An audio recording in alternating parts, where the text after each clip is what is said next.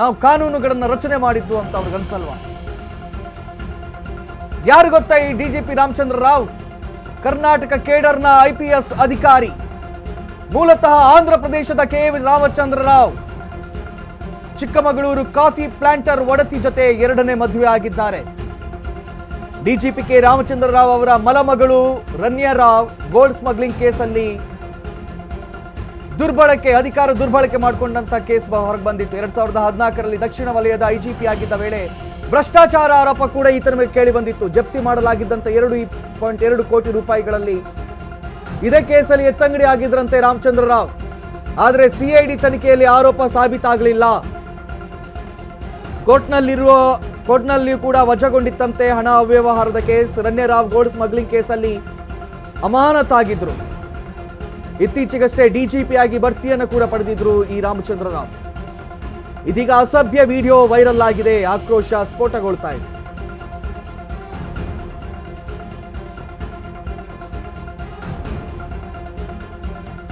ಅವ್ರ ಡೀಟೇಲ್ಸ್ ಅನ್ನು ಹೇಳ್ತಾ ಇದ್ದೀವಿ ಕೇಳಿ. ಇವರು ಮೂಲತಃ ಆಂಧ್ರ ಪ್ರದೇಶದವರಂತೆ, K ರಾಮಚಂದ್ರ ರಾವ್ ಅಂತ ಹೇಳಿ ಹೆಸರು. ಚಿಕ್ಕಮಗಳೂರು ಕಾಫಿ ಪ್ಲಾಂಟರ್ ಒಡತಿ ಜೊತೆ ಎರಡನೇ ಮದುವೆ ಆಗಿದ್ದಾರೆ. DGP ರಾಮಚಂದ್ರ ರಾವ್ ಅವರ ಮಲಮಗಳ ಹೆಸರು ರನ್ಯಾ ರಾವ್ ಅಂತ ಹೇಳಿ. ಅವರು ಏನು ಸಾಮಾನ್ಯದವರಲ್ಲ. ಅವರ ವಿರುದ್ಧ ಕೂಡ ಹಣ ದುರ್ಬಳಕೆಯ ಆರೋಪ ಕೇಳಿ ಬಂದಿತ್ತು. ಇವರ ವಿರುದ್ಧವೂ ಕೇಳಿ ಬಂದಿತ್ತು. 2014ರಲ್ಲಿ ದಕ್ಷಿಣ ವಲಯ IGP ಆಗಿದ್ದ ವೇಳೆ ಭ್ರಷ್ಟಾಚಾರ ಆರೋಪ ಕೇಳಿ ಬಂದಿತ್ತು. 2.20 ಕೋಟಿ ರೂಪಾಯಿ ಹಣ ದುರ್ಬಳಕೆಯ ಆರೋಪ ಇವ್ರ ಮೇಲೆ ಕೇಳಿ ಬಂದಿತ್ತು. ಆ ಸಂದರ್ಭದಲ್ಲಿ ಇವ್ರನ್ನ ಎತ್ತಂಗಡಿ ಕೂಡ ಮಾಡಲಾಗಿತ್ತು. ಆದರೆ CID ತನಿಖೆಯಲ್ಲಿ ಆರೋಪ ಸಾಬೀತಾಗಿರಲಿಲ್ಲ. ಕೋರ್ಟ್ನಲ್ಲಿಯೂ ಕೂಡ ಈ ಕೇಸ್ ವಜಾಗೊಂಡಿತ್ತು. ರನ್ಯಾ ರಾವ್ ಗೋಲ್ಡ್ ಸ್ಮಗ್ಲಿಂಗ್ ಕೇಸಲ್ಲಿ ಅಮಾನತಾಗಿದ್ರು.